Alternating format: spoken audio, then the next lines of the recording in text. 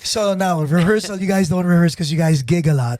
Yeah. What would you tell other bands? I mean, because a while ago you mentioned, if you want to move, if you want to create moments and just be natural, you have to know your parts. Yeah. And to know your parts, you gotta have rehearse. And that's why I'm not condoning not rehearsing. It's just we have a lot going on that it's not like the show is the show. We got it dialed in for right now. When we want to revamp it, we're going to be rehearsing. When we have a big theater show with moments, we do a dress rehearsal, 100%. But are we rehearsing weekly? No, we don't need it right now with the amount of shows. But yes, to have confidence, there's no question that if you are fully prepared, if you knew how to play something like the back of your hand, you will be going into the gig with a totally different mentality. No question. No question. Every now and then I'll get asked to play a gig. I only play in the Dreamboats. I don't do session stuff really, but I get asked by friends sometimes to fill in. And I always say yes because I like the challenge. Yes. I like putting my money where my mouth is. And I had a friend a couple weeks ago. I had 5 days to get ready for the show. And it was all like 90s, 2000s kind of stuff. So out of my range, I knew some of the songs, but I was just listening to these songs day in and day out. And I think I did a good job. Like, was it, if I had a month, those things would have been on lock. But I like getting into the songs. And a lot of people are just like, it's hard to memorize stuff. I'm like, yeah, it's hard. I'm like, it doesn't come easy to me. Like when I sing a song, I have to literally write out the full lyrics 8 times in order for me to even start to understand. Because that takes like 2 hours. You know what? Thank you for reminding me to remind people. Like, if you're a singer, you can have a teleprompter in front or an iPad on the side. But as the drummer, there's no time and no place for lyrics. But you sing a lot. Yeah. Oh, I sing harmonies on all the songs, and I sing lead on maybe 5 or it depends the show. Yeah, I sing a lot, but we all sing. And now you brought up a point. I'm reluctant to bring it up. I got hate on a video about iPads that I mentioned. Now the thing is, I mentioned iPads. Okay, I said I think they don't look good. They don't. I don't think they look good. But everyone takes it as black and white, and people are like, well, I use it for my in-ear monitors. I'm like, okay, but what I was getting at with the iPad is that if you are the singer of a band or something, and you've been doing these songs for a long time, just remove the crutch because I think it really helps. I get it. People are older, and like I know professional artists use the teleprompter, but I think there's just something about sometimes the iPad right in people's face.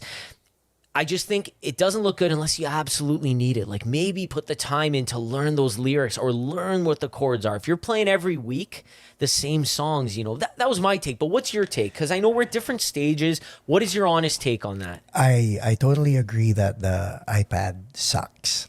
When Intro Voice came to the States, me and Jonathan had a big argument. Jonathan's the singer of the band. Okay. Because he was holding a Palm Pilot. Oh, yeah. Holding. Even worse, right? Holding. Because there was no iPad during that time. It was 2005. I remember that era, people holding it, and you're like, are they checking a message right now? What the heck? Yeah, I remember that era. What are you doing? Yeah. Like one mic and one Palm Pilot? Yeah. And he's like, it's been a while. I don't know the lyrics to the song. Yeah. And so that went out the window. But when the iPad came, oh my God. Yeah, one of those iPads. Yeah, sure. And the reason why I'm on your side of the fence with this is because I've seen fans try to take a picture of him and it'll be his body and an iPad. The iPad, I know. And I had a good friend. They did a demo reel with his singer, and the singer's no longer in the band, but he had this iPad there, and they had a professional guy, and he didn't even like how it looked. He was like, oh, apparently he was just like, oh, I got that iPad in there. I'm like, so all I'm saying is I'm challenging people to remove the crutch because the iPad, for many people, some people use it for in-ears, I get it. But for many people, it's a crutch. And I think, too, even the less you can have it visible. Like, I see guys who use iPads and they keep it. I've seen people keep it on the side or very low on the floor, and they're just looking at the set list or whatever. But I will say one thing, and I can't expose who this person is, but I know a person personally who is a booker for a very, very big company. And she told me straight up after I did the iPad video, she's like, I've had to cancel bands because the singer's using an iPad. And she's like, and she was just saying this kind of in Canada, but she's just like, I'm not hiring a band to sing karaoke here. I was going to say. It's essentially. If you were hosting a karaoke show. Yeah. By all means. Yeah. Yeah. Take And the I know, iPad. I know I'm going to get hate if we post this, but I'm just saying, look, it's not black and white. I get that some people need it for different reasons, but I just think, if you've been doing a song for a while, it's like, it's tough to memorize things, but it's possible. We memorize things. It takes a lot of effort, but if you're going to do it, if you want to grow and be professional, Yes. put the time in. Just don't rely on the crutch. So now, like with Playback Jukebox, Yeah. our singer Benji has the iPad on the right side Sure. or the left side. Okay. And it's not, how do I say it? So it's Right got in the face. it's got a privacy Oh, nice. glass already. Yeah. And it's on the side.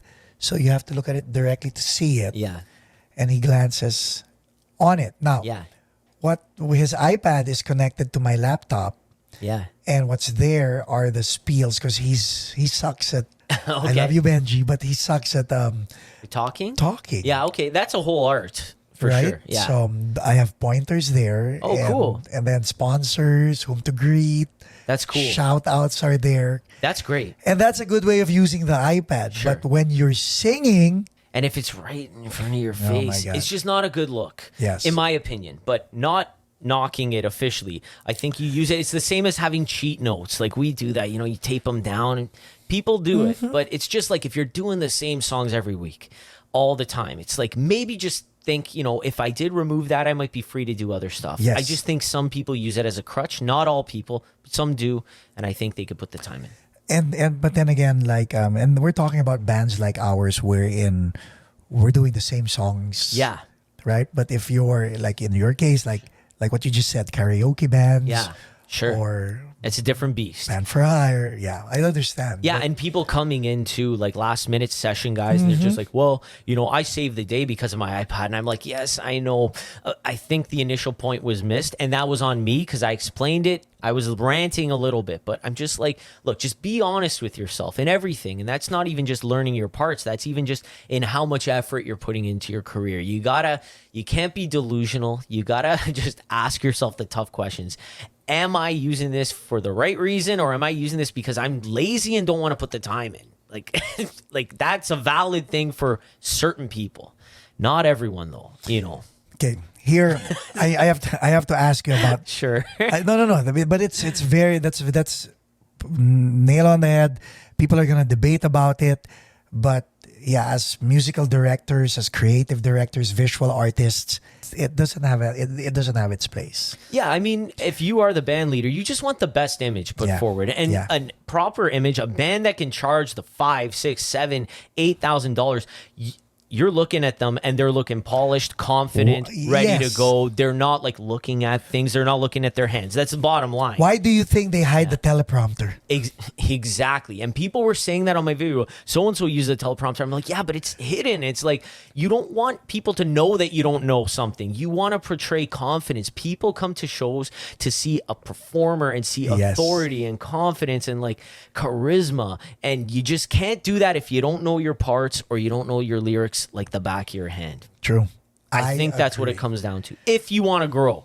If you're a hobby and you're having fun, you do you, but people who complain say I'm not getting bigger gigs, and then I look at them, I'm like, one guy's wearing shorts, one person's wearing a suit, and I'm just like, you guys are having 3 minutes in between every song. You don't have a song list. Someone's got an iPad in front of their face. I'm like, take a look at a band that is playing a 1,000-person corporate event making 12 grand. Yep. And then look at you. And I'm not knocking that band, but I'm like, that's what you have to work towards Yep. if you want to grow, if you're in that line of the business.